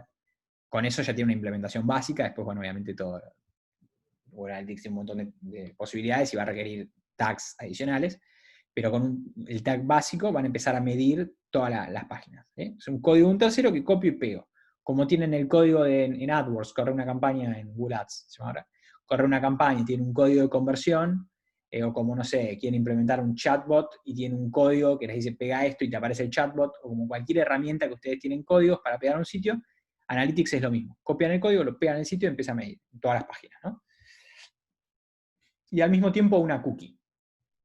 Una cookie es un pequeño fragmento de texto que se guarda en el navegador para persistir información, ¿sí? Por ejemplo, si ustedes tienen, no sé, tiene una determinada configuración en un sitio web, la cookie se puede usar para que ustedes mantengan esa configuración y siempre vean lo mismo, ¿no? Tienen elegido, no sé, un idioma, bueno, cada vez que entran a la página siempre la estén viendo en el mismo idioma. Eso lo pueden hacer con una cookie. Analytics, ¿cómo usa las cookies? Básicamente, cuando ustedes entran a un sitio web por primera vez, nunca entraron, lo que hace es crear una cookie para ustedes con un número X arbitrario que persiste en el navegador. Entonces, cada vez que ustedes vuelven a entrar, vuelve a asignarles, no asignarles, sino chequea la cookie, como ve que existe, sabe que son una persona que vuelve y los va manteniendo en el tiempo. Entonces, ustedes pueden entrar una semana después, haber reiniciado la computadora, todo lo que quieran, entran y sabe que es la misma persona que entró una semana antes y puede decir, ok, este es el mismo usuario, volvió, ¿sí? Siempre y cuando no borren las cookies o no entren con otro navegador o desde otro dispositivo, ¿no?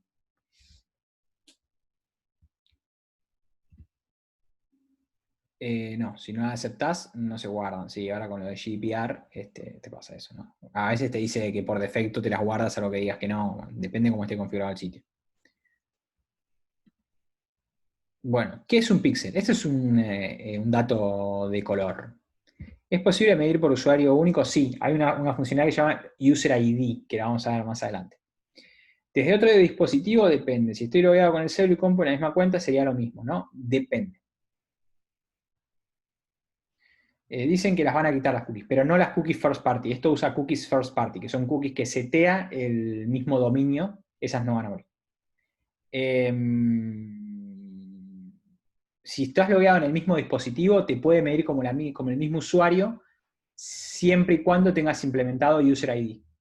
El User ID, bueno, se los explico ahora. El User ID es un valor, o sea, si vos tenés a tu usuario logueado, entonces vos sabés quién es y tenés un ID, ¿no? Porque vos, como dice Sofía, te conectaste en las dos computadoras, ¿no? O en el celular y en la computadora. Si vos te logueaste en los dos, entonces el sitio web sabe quién sos y le va a avisar a Google Analytics con un tag específico para eso, que es para avisar del User ID. Se los estoy explicando un poco así como para que lo entiendan. No es tan así, pero supongamos, con un tag propio para eso, una implementación específica para eso, va a medir quién son, ¿no? Entonces va a decir, no puede decir es Sofía Farina, no puede decir eso, porque eso es información de identificación personal y va en contra de las políticas. O sea, no puede ser nada que un tercero pueda mapear a ustedes. No puede ser un mail, no puede ser un teléfono, no puede ser un DNI. Tiene que ser un ID, que es lo que se conoce como información pseudo-anonimizada, porque para un tercero es anónima. Si bien para ustedes no, porque usted tiene una tabla donde dice este ID es Sofía, para Google es anónima. Entonces eso se suele llamar pseudo-anónima. Esa información ustedes sí la pueden subir, ¿sí? Y ahí Google Analytics sabe que son el mismo usuario, solo a través del User ID, ¿sí? Si no, no sabe que son el mismo usuario. No es posible. Comscore porque usa paneles. Con Google hay una serie de reportes que también están en beta, donde tenés ciertos insights cross-device usando la gente que está logueada con su cuenta de Google en los dos dispositivos. Pero no es en la mayor parte de la reportería. Bueno, ¿alguien sabe por qué se le dice pixel a los tags? Es un dato innecesario completamente, pero me parece curioso, por eso se lo digo. ¿Alguien sabe?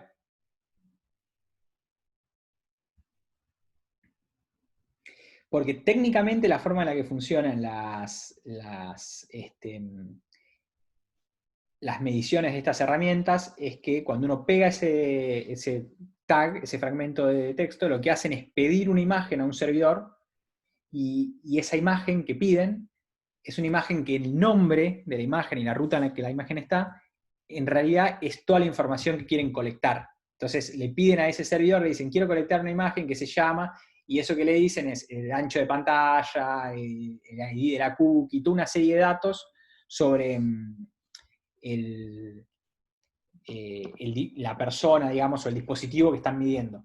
Y del otro lado, Google Analytics se recibe eso, y dice, esa imagen querías tomar, y le devuelve siempre lo mismo, que es un píxel vacío, ¿sí? Que nada, es como no pesa nada.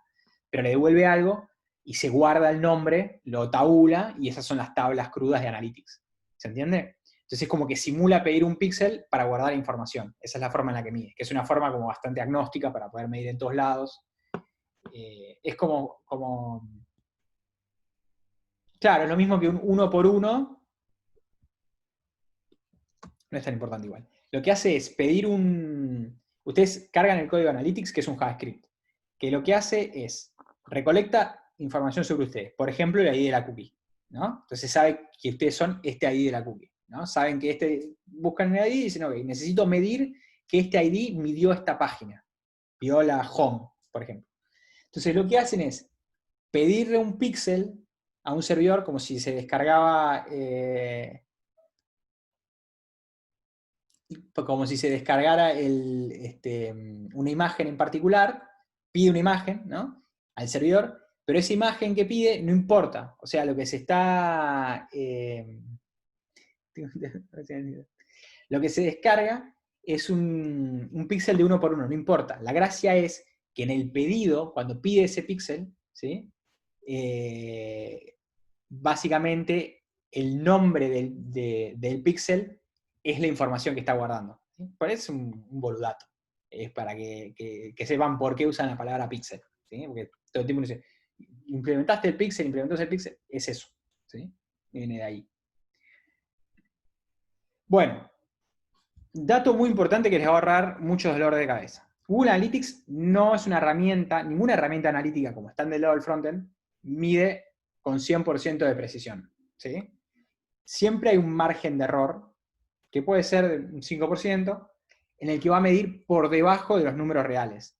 No deberían medir por encima de los números reales, porque es generalmente que alguna medición no se pudo generar. Si miden por arriba de los números reales, o sea, si tienen más ventas en Google Analytics que en la herramienta realmente donde ustedes tienen las ventas, que yo en Magento, donde sea, hay un error de implementación. Pero es normal que tengan un poco menos de medición por diversos motivos, ¿sí? No es una herramienta absoluta, es una herramienta para mirar tendencias. Sí, 5% es razonable. Es una herramienta para medir tendencias, no para llevar la contabilidad de la compañía, ¿sí? No reporten a FIP los números de Google Analytics porque van a ir presos, ¿sí? O sea, es una herramienta que les va a decir las grandes tendencias y los números los van a estar viendo bien, van a sacar insights y todo lo que vean lo pueden tomar, porque ese error está bastante distribuido, pero no es preciso, ¿sí? No es exactamente preciso en la medición, ¿sí? Llegamos al final. ¿Hay una herramienta 100% precisa?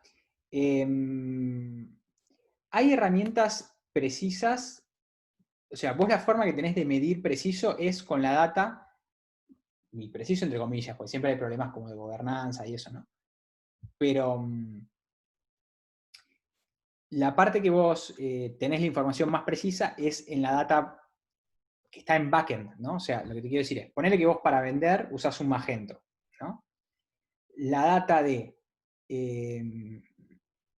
que vos tenés almacenada en tu Magento o en tu ERP, la herramienta donde vos gestionás como la contabilidad de la empresa, esa herramienta va a ser 100% precisa, ¿no? Pero implementar mediciones en backend generalmente es más limitado. O sea, vos vas a tener la data que la herramienta recolecta para fines operativos, o sea, cuántas ventas hubo, ese tipo de información. Y si querés implementar mediciones adicionales, como qué productos vieron los usuarios y todo eso, típicamente va a ser bastante más complejo, porque es mucho más ad hoc. ¿Se entiende? O sea, cada plataforma es un mundo. No es todo bastante genérico como en el frontend, ¿sí? Todo esto que estamos viendo aplica para prácticamente cualquier sitio web, mientras que si vos quisieras medirlo de backend, en tu propio sistema, podrías tener ese 5% más de precisión, pero sería mucho más complejo. Por eso todo el mundo mide con esto, porque en el trade-off salís ganando. Decís, ok, pierdo el control, sucede en el navegador, es un 5% más impreciso, qué sé yo, pero es mucho más genérico, es mucho más fácil de implementar, y por eso, digamos, se mide así. O sea, se mide así, en todos lados. En frontend, se miden con este tipo de herramientas, ¿sí? No se quejen porque tienen que aprender programación, por favor, se los pido, que hay que aprender programación. Es parte, si ustedes quieren ser analistas digitales, tienen que saber cómo funcionan las herramientas, ¿sí? Porque el de IT no va a saber. ¿Qué más? Sí, claro, identificamos todos los usuarios con uso de ahí, sería más precisa la medición. Sería más precisa en algunos sentidos porque tenés que desduplicar los usuarios. No es más precisa en el sentido de que vos tenés a un usuario en distintos dispositivos y sabés que es el mismo usuario. Pero ese 5% tiene que ver con algo que es más propio de cómo funciona el sitio web y que no lo vas a resolver por tener user ID. Va a ser más preciso en un sentido, pero no va a ser 100% preciso, ¿sí? María Fernanda, si te perdiste en algo, podés preguntar en el foro. Eso puedes machear porque el cliente se lo vio en tu página con datos propios que tenés en tu base de datos. Claro, Camila. Ahí también hay que ser creativos, porque no necesariamente el usuario se tiene que haber logueado. Si se logueó, es la forma más típica en la que necesitas tener un user ID, ¿no? Es la más común. Pero, por ejemplo, suponete que vos le mandaste un mail y el usuario hace clic en el enlace del mail, ¿no? Como vos ese mail, si lo mandaste nada más a él, cuando él hace clic en ese enlace, vos podés saber quién es él. Podés poner en la URL de ese link en algún lado, podés pasarle al sitio web quién es ese usuario. Entonces, cuando hace clic, va a ir a parar al sitio web y el sitio web va a recolectar ese dato. O sea, te estoy diciendo hipotéticamente, no lo podés hacer, para saber quién es ese usuario. Entonces vos podrías, solo porque hizo clic en un enlace, saber quién es. Te doy un ejemplo. Basta que vos conceptualmente sepas quién es, completó un formulario, cualquier cosa, pero no necesariamente porque se lo dio. Si vos conceptualmente lo podés saber, si vos, digamos, tu aplicación en ese momento lo sabe, entonces podés levantar ese dato, ¿sí? De alguna forma, ¿no? A ver. Muy, muy, muy claro. Gracias. Nada. Eso puedes saber.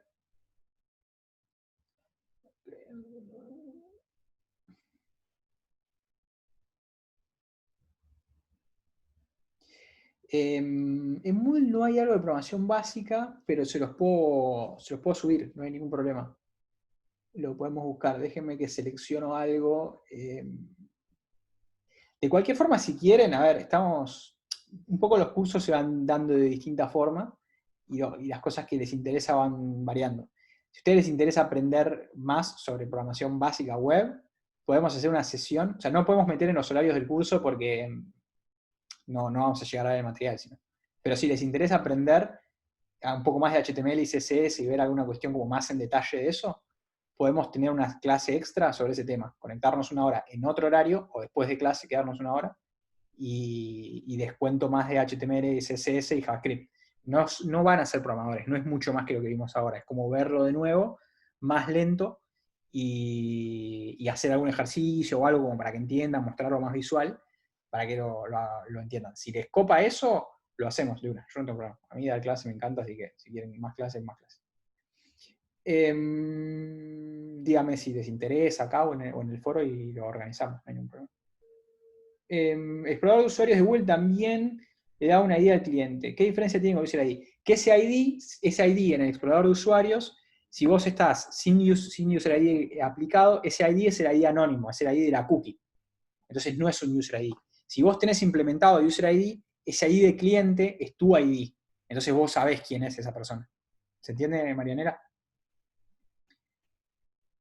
Bueno, ahí recomiendan algunos cursos de HTML y CSS.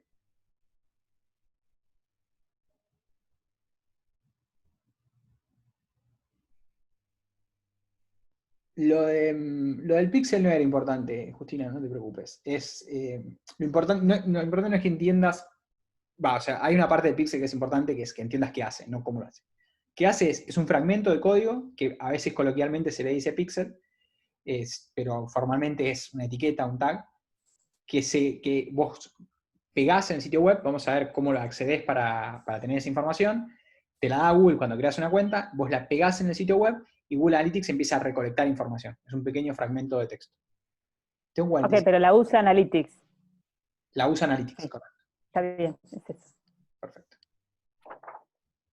Leonel, si hay un e-commerce donde luego de llegar a la página de gracia se cancela la compra por algún motivo, ahí tendríamos una conversión en Analytics, pero en verdad no se mide en el e-commerce, o sea, estaría midiendo más en Analytics que en el e-commerce.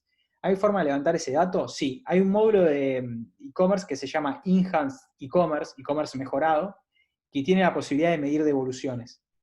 No es fácil de integrar, necesitas modificar tu plataforma de e-commerce, porque tenés que integrarlo ahí, pero Analytics tiene la funcionalidad de medir devoluciones. O básicamente es como si midieras una transacción negativa y anulás la anterior. Se puede hacer. Y lo puedes incluso integrar con tu herramienta, tipo con tu Magento o con lo que manejes para eso.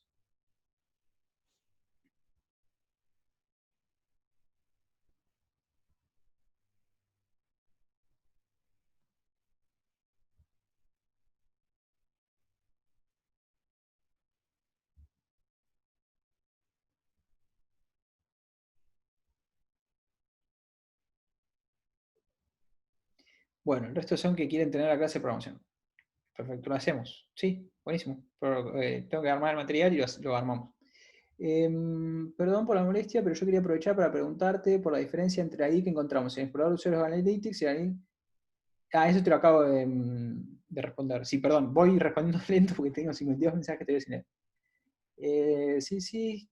Te voy con ejemplos claros. Sí, podemos hacer un ejercicio en el que hacen como un hola mundo. Tipo, hacemos un código de HTML, le metemos estilo, le metemos todo, incluso un JavaScript.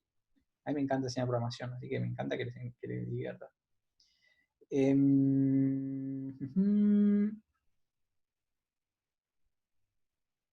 Mercedes no quiere aprender a programar porque ella sabe y está harta, sí. Es estresante, ¿eh? No es todo hermoso con la programación. Cuando tenés un bug y no lo encontraste, te volvés loco.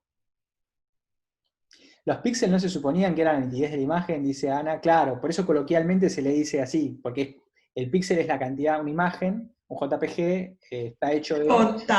Total, qué pena la ignorancia, profe. Pero, o sea, creí que tenía que ver con lo de las imágenes, o sea, ¿por qué me sale con esto ahora? Tiene que ver con eso, Ana, porque vos tenés una imagen, está hecha de píxeles, ¿no? Entonces vos tenés muchos cuadraditos que componen esa imagen. Cuando le dicen píxel, es porque lo que está pidiendo es una imagen de un píxel. O sea que es una imagen tan chiquita que tiene un solo píxel. Viste que vos decís, esta imagen tiene 1 megapíxel, que tiene 1000 píxeles.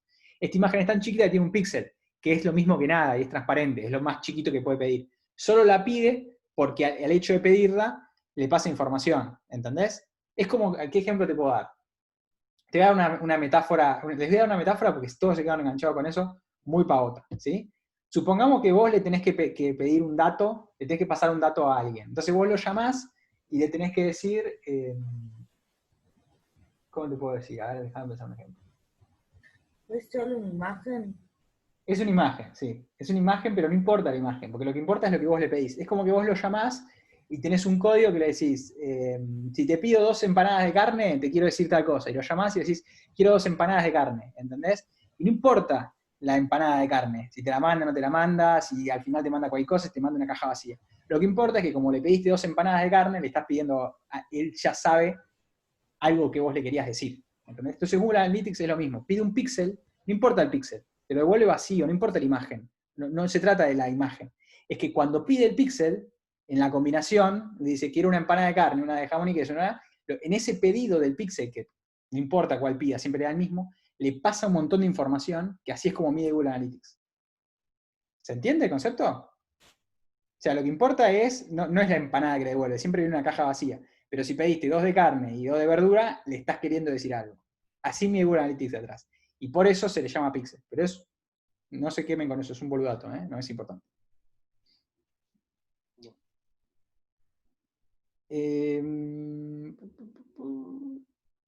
Enhanced e-commerce, sí. Enhanced e-commerce es el módulo de e-commerce mejorado. Vamos a tener una clase sobre Enhanced e-commerce.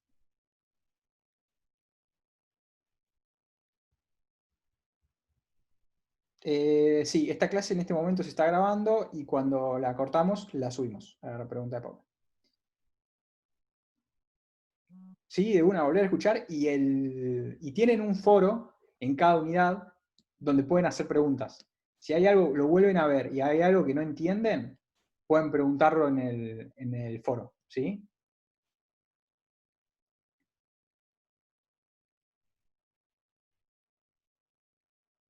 Claro, Tato, es como una excusa para establecer la conexión y pasar información.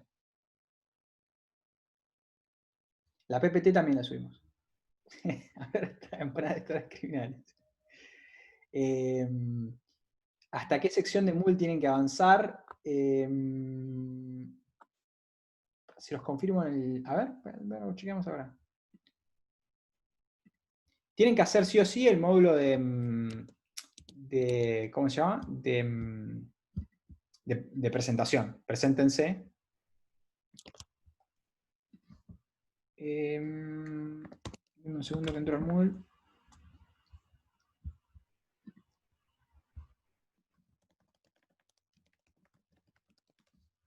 Igual yo ahora se los comento en el chat, pero tienen... Les comparto pantalla un segundo. Tienen esto, ¿no? Entran todos deberían ya tener acceso. Ah, perdón, entré a la edición anterior. Ustedes son... entonces van a tener acá, van a tener la sección de avisos y consultas generales. Acá yo les voy a, en este foro, cada vez que yo publico algo, les llega a todos por mail. Y acá voy a avisar de las cosas irrelevantes, como si hay un tipo de cambio o algo. No mucho. si hay alguna novedad, si organizamos esta clase extra. Y Ana, ahora cuando cortamos, si querés quedate y vemos por qué no te toma la clave y te la reseteamos.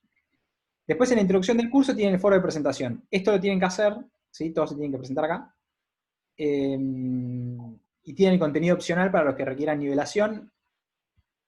Después tienen la siguiente unidad, que es la introducción a la analítica digital. Acá tienen un foro donde pueden hacer preguntas. Y esto lo vimos...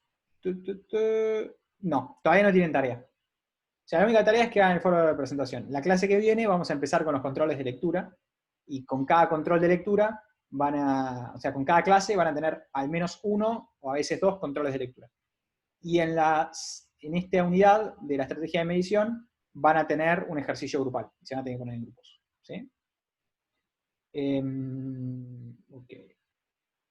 El material de hoy lo subo al Moodle, lo van a tener en la unidad Introducción a la Analítica Digital, van a tener un enlace más que va a ser el video este. No es instantáneo porque lo tengo que descargar, procesar y subir, así que no va a estar ya mismo, pero esta noche está.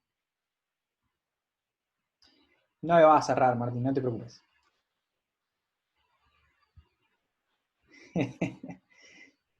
Le avisamos a tu jefe. Le mandamos un mail. Nada. No te preocupes, si prestan atención no va a responder. Aparte, nada, le va a decir qué preguntas hicieron mal, no pueden fijar. Esta es su oportunidad.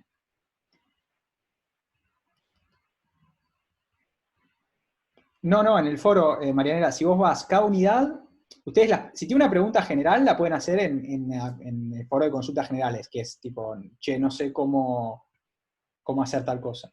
Ahí, a la pregunta de S. Mendoza, les voy a subir el link ahí para que lo tengan de Zoom, así lo tienen a mano.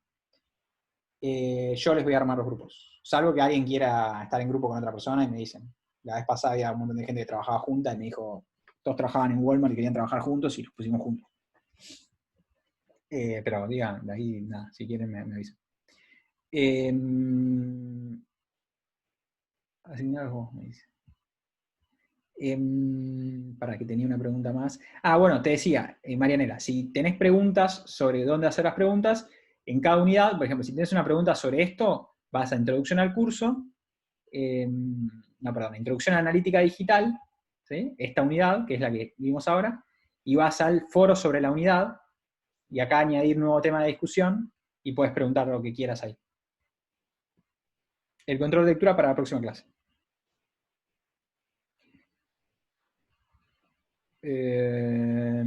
Listo. ¿No hay más preguntas? Antes o después de la clase no entendí la pregunta, Martín.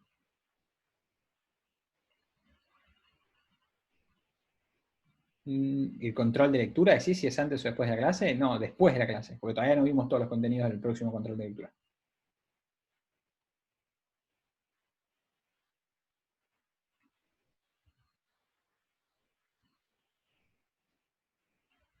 Es siempre el mismo link de Zoom. Ahí lo vemos, Ana.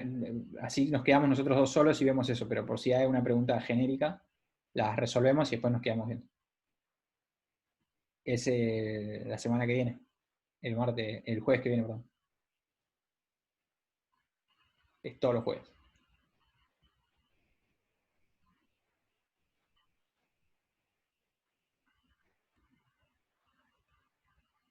Bueno, si no hay más preguntas. Aún no tengo usuario. Si todos los que tengan problema de usuario, eso quédense.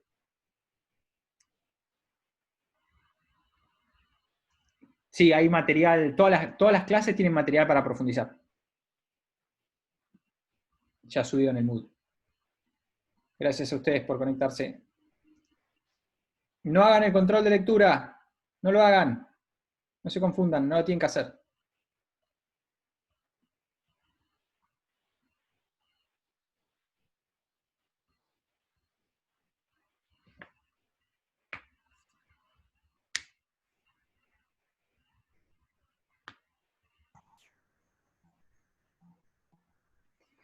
Bueno, a ver, Ana. ¿Me escuchas? Sí, ¿cómo era? Perdón. Sara. No, en realidad me pregunto por qué no me llegó el link a la clase por Zoom. O sea, tengo el acceso a la plataforma y tengo todo, pero nunca me llegó el mail con el link. Te lo pedí a vos y vos me lo pasaste, pero no sé por qué no me lo enviaron. Y sí te llegó el acceso, qué raro, Sí. te llegó el acceso al Moodle, pero no el acceso al Zoom.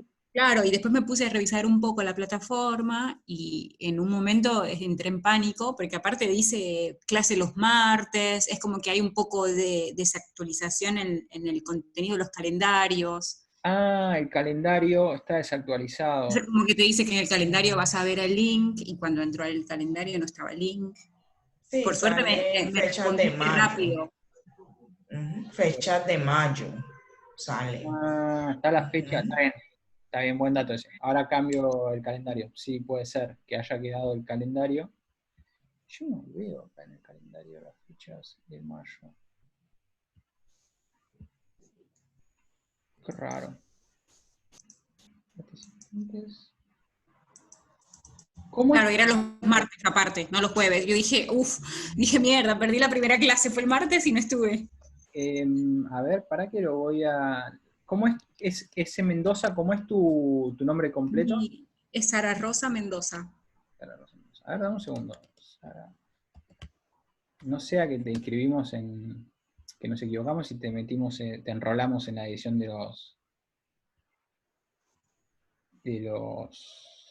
mayo. No, estás en la de junio. ¿Vos decís que en el calendario ves eventos en mayo? Claro, cuando yo entro a Moodle y voy a ver, que no me acuerdo ahora dónde A entré. los textos como tal, sí, o sea, el curso sí está especificado que en el mes de junio, pero uno le da clic a cada link, por decirlo así, y por ejemplo dice que la clase es mayo 19. Claro. Cuando algo vas así. a introducción al curso y dice información básica sobre la dinámica de cursada, Están te como dice las cada fechas de semana, mayo. una clase presencial de martes de las 19:30. Listo. Yo pensaba que era el martes la primera clase, si no me Claro, hubieran y como yo mandado vi el... esto justamente hoy y no había recibido el link, dije, ya fue, perdí la clase. Sí. Yo dije, no, si no, o sea, si no me hubieran mandado el correo que era hoy, mejor dicho, me había perdido la clase. Pero imagínate vos que yo no recibí ese correo. Entonces Yo sí, ya había dado gracias por perdida la clase. Yo sí la recibí, gracias a Dios. Ahí Dije, va. no, la primera clase es el martes, entonces... Ahí lo encontré, ¿eh? Lo que había quedado desactualizado. Ahí lo actualicé. Ok. Uy, no te escucho.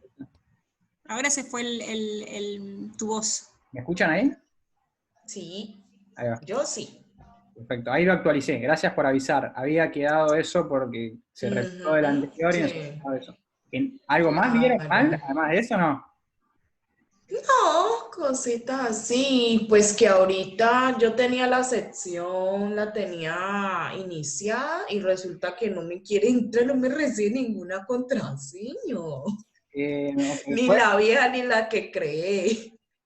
Ni la que me dieron inicialmente que No, ya claro, cuando entré. esta es provisoria, no te va a funcionar más que la primera vez. Pero podés resetear la contraseña. O sea, el de la primera vez ya yo entré y very good, normal. Pero cambié la contraseña y no me la quiere recibir. No sé. Pero viste que tenés una opción de olvidó su nombre de usuario o contraseña. Olvidó. Dame un segundo. Ay, Dios, qué callo esto. Recordar.